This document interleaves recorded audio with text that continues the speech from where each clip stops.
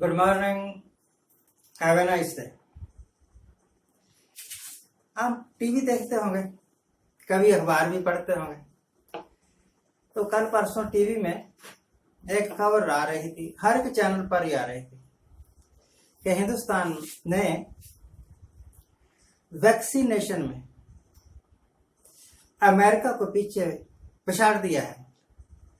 England बहुत पीछे छूट गया है। कनाडा से हम बहुत आगे निकल गए, ऐसे करके बता रहे। यानी जितने टीके कनाडा वालों ने लगाए हैं उससे बहुत ज्यादा हमने लगाए हैं। जितने टीके अमेरिका ने या इंग्लैंड ने लगाए हैं वैक्सीनेशन के, उससे बहुत ज्यादा हमने लगाए। तो मेरे जैसे आम हिंदुस्तानी ऐसी खुशनुमा खबर सुन के जरूर कहता है कि ये तो सिर्फ मोदी जी ही कर सकते थे। इतना बड़ा देश सबको वैक्सीनेशन कर दी। हकीकत में ऐसा नहीं है। देखिए, यूएसए यानी अमेरिका, मैं साइनोनिमस ले रहा हूं। यूएसए या अमेरिका का मतलब मेरा एक ही है कि जनसंख्या टोटल 33 करोड़ है और आपके महान देश की जनसंख्या है 135 करोड़। तो भैया अगर वो 11 करोड़ लोगों को वैक्सीनेट कर दें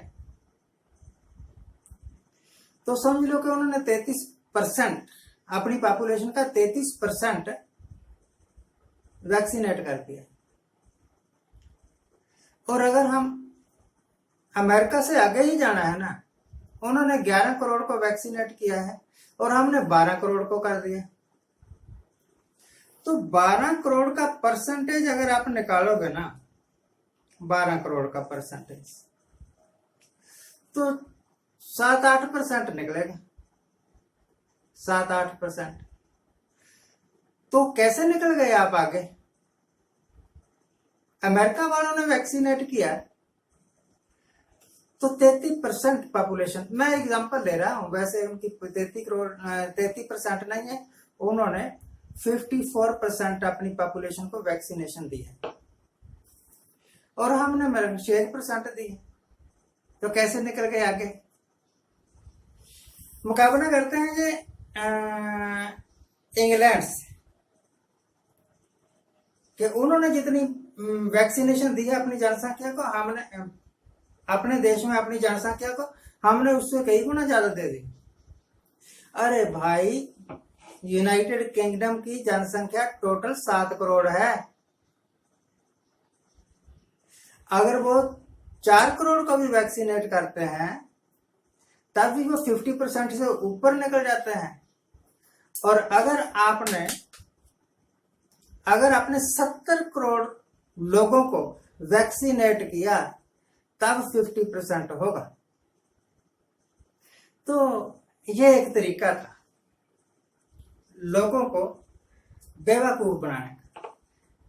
लोग पता नहीं कितना समझते हैं, कितना नहीं समझते, पर मैं समझता हूं कि इससे कोई फर्क नहीं पड़ता कि इंग्लैंड ने, कनाडा ने, फ्रांस ने, जर्मनी ने या अमेरिका ने कितने परसेंट जनसंख्या को वैक्सीनेट किया है। आपने कितना किया है, इससे फर्क पड़ता है आपके लोगों में आपकी वैक्सीनेशन का विश्वास कितना है, कितने के लोग यकीन करते हैं कि आपकी वैक्सीनेशन सही है। इसका फर्क पड़ता है, इसका फर्क बहुत पड़ता है। हमारे देश के हेल्थ वर्कर जब गांवों में जाते हैं, अब भी ऐसा ही हो रहा है, वैक्सीनेशन के टीके लगाने के वास्ते, तो लोग उनको पत्थर मारते हैं, डंडे लेकर पीछे दौड़ते हैं उनके। हालांकि वो पब्लिक के लाभ के वास्ते जा रहे हैं। क्यों होता है ऐसे?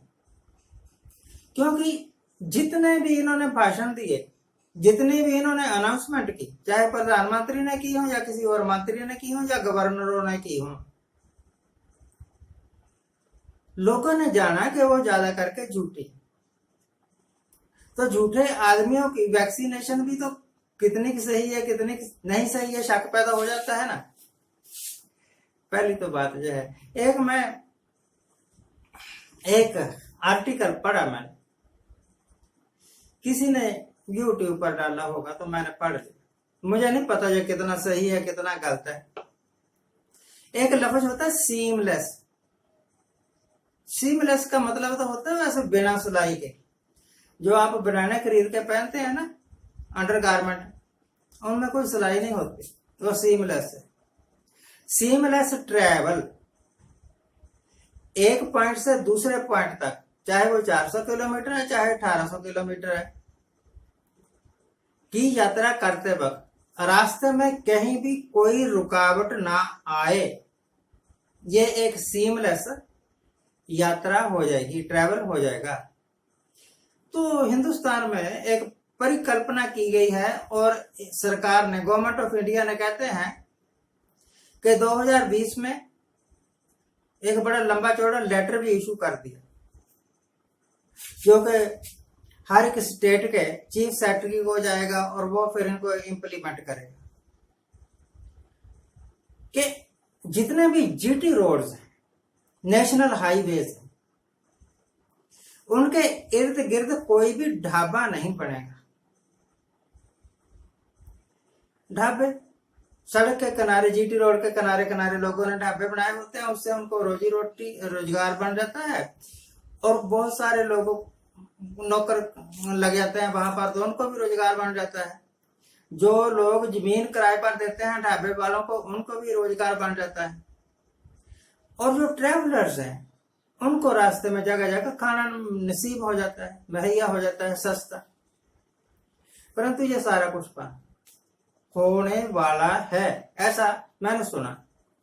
अगर ऐसा हो गया तो यकीन मानिए कि आप, लेट अस सपोज कि आप अमृतसर से चले दिल्ली जाना है, रास्ते में कहीं चाय पीने का मन आ गया, तो वो आम ढाबों पर वो तो खत्म ही हो जाएंगे आम ढाबे। किसी ऐसे ढाबे पर चाय पियोगे जिसको सरकार ने लाइसेंस दिया है, तो हो सकता है कि एक कप चाय आपको 70 रुपए का मिले, 80 रुपए का मिले, या हो सकता है कि एक कप चाय की कीमत आपको 150 रुपया देनी पड़े, क्योंकि मोनोपोली हो गई। अब वो अपनी मर्जी के पैसे लेंगे।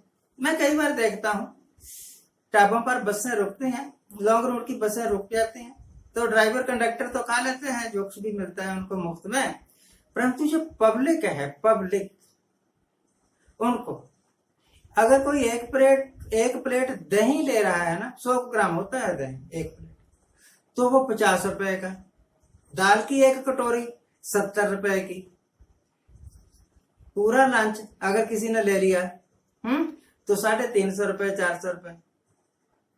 या अब जबकि जगह जगह होटल्स हैं, जगह जगह ढाबे हैं, तब इतनी लूट है। जब कहीं पर कोई होगा ही नहीं, कोई एक आधा ही होगा और उसको ये भी गर्व होगा कि मैंने लाइसेंस लिया हुआ है भाई, मेरे पास अथॉरिटी है कि मैं चीजों को बेचूं, तो फिर तो भैया एक कप चाय भी 150-200 रुपए का मिल सकता है। ये एक नई खुशखबरी है आप सब के लिए। उन लोगों के लिए तो जरूर ही है जो लोग मोदी मोदी मोदी मोदी कहा करते थे, और उन बेवकूफों के वास्ते भी जरूरी है, अच्छी खबर है, जो कहते थे कि मोदी साहब आएंगे तो अच्छे दिन आएंगे। अच्छे दिन आ चुके, किस गलतफहमी में ना रहना, अच्छे दिन आ गए। जब पेट्रोल 100 रुपए से ऊपर हो गया, डीजल पेट्रोल के बराबर पहुंच गया, डीजल पेट्रोल 100 के आसपास ही है ना, सरसों का तेल दुगनी कीमत पर मिल रहा है, और बहुत सारी चीजें खाने वाली पहनने वाली महंगी मिल रही हैं, दुगनी कीमतों पर मिल रही हैं। महंगाई आसमान को छू रही है, और ना सरकार, ना ओपोजिशन, ना कोई दूसरा तीसरा, किसी के मुंह से एक लफ्ज नहीं निकलता कि महंगाई बहुत ज्यादा हो। तो है ना अच्छे दिन। आज के लिए इतना है। Have a nice